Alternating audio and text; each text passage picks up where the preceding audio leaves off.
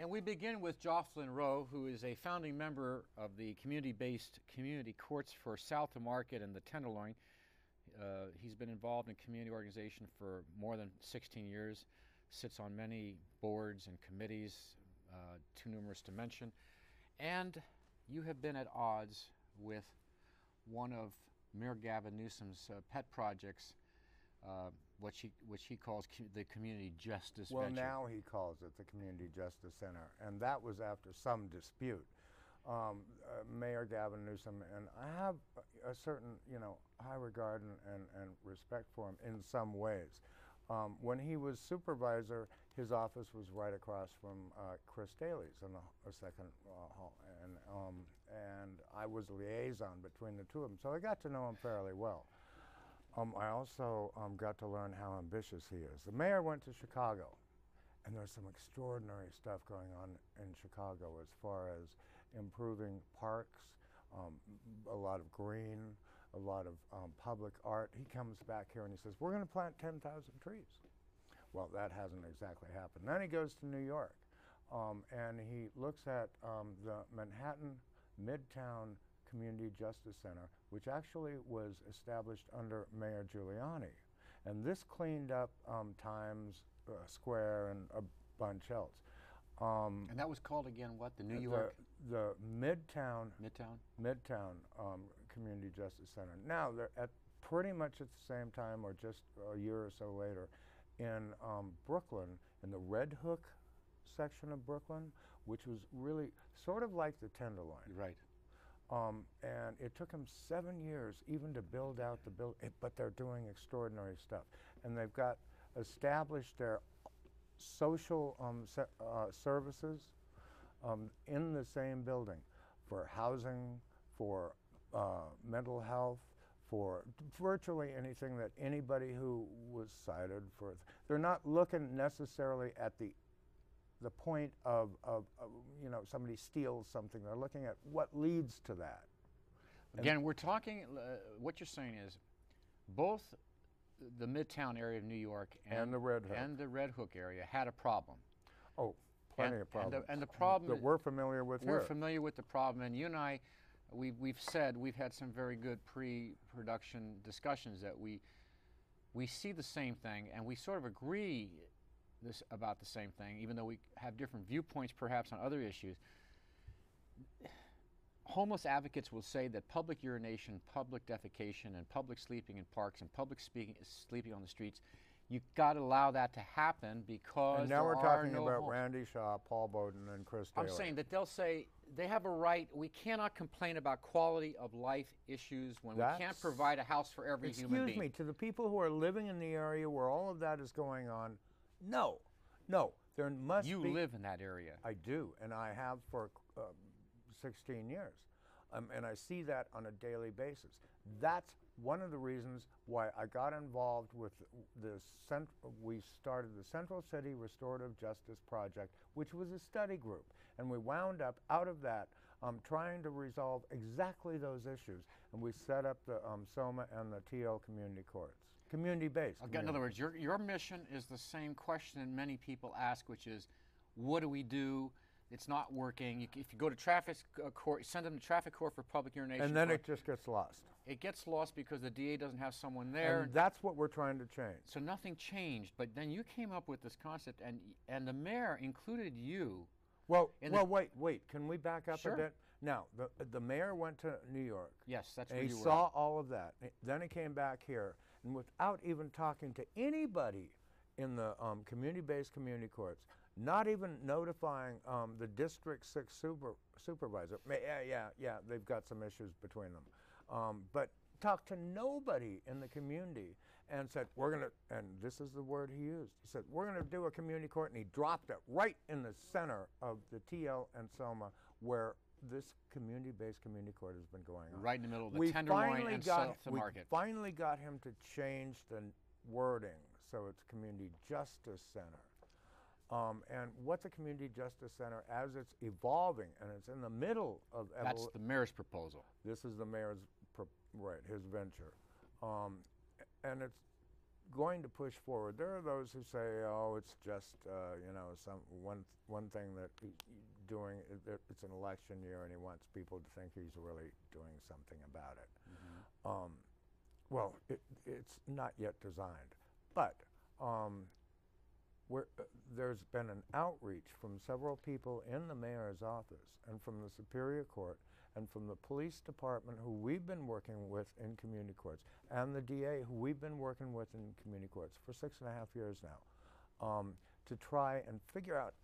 You can't just pick that up from Red Hook or Midtown Manhattan. The state laws and the city ordinances are different. Mm-hmm. You can't just pick that up and transplant it and drop it right into San Francisco. But now I want to take it. Now, he knew that you had some criticisms of it. Yes. And I think that's exactly why he sent me to Red Hook. He sent you in a delegation to New York to see their system. And I was damned impressed by that. Okay, what can we take from them here? Forget about the mayor's proposal right now. If you could design a system from what you saw there and what you've learned over these last 6 years, how can we design a system where we actually address and create street morality for people to be held accountable in a just manner? Okay, one of the things that has to be altered is the way that you know, police cite people and those go into traffic court. Yeah, there's actually a box, and they just put the No, this is true. They actually just put this, and the Coalition on Homeless sort of collects them and then into a bundle, and then they just get dropped and dismissed, and nothing changes. So in other words, nothing changes. Someone does something on the street, and he's cited. They put that into a box, a special box. A literal box. Literally a box. The police does. Right. And then someone comes and collects the box. Right. And well, it collects things out of the box. And no one knows exactly what happened to the citation directly. No, everybody knows what happened. They're just friggin' dismissed. So there is no system right now. Right. It doesn't get to the DA. It just goes away. And the people who are being cited know that nothing is going to happen. I was just going to say that. The street world is one where information goes very quickly. Everyone knows what's going on in the streets. Everyone's talking. It's faster than anything on the blogs or any electronically. I know this. And so the word on the street is you don't have to worry, right? Exactly. And the DA actually, in an article in the Chronicle that Heather Knight wrote, she said, well, you know what? We're not going to put out warrants. We're not going to Kamala Harris has given no help to this so far, but some of her staff is very interested in helping make these changes so that box, things just don't get flown away, that it actually courses through a system, and we're trying to figure out, That's where you are. That's one of the places we are. So what happens if you have, as I understood it, well, let me go back. Okay. You have a solution. You saw what you saw. The mayor saw what he saw. Can you all get together and find a system to at least experiment? Well, Art, that's exactly what we're trying to do right now. And we're working with the Superior Court, as I said, and with Captain O'Leary is just tremendous, captain of Southern Station. And Jackson Gee from the DA's office. I've heard of their efforts. Oh, they're frustrated too. Yeah, and Starr and Lisa from the Superior Court, we're all working together, and we made a commitment last Wednesday in this meeting to continue working together to try and design how, okay, this is a great thing that's going on in New York, and it works. It does work. Yeah.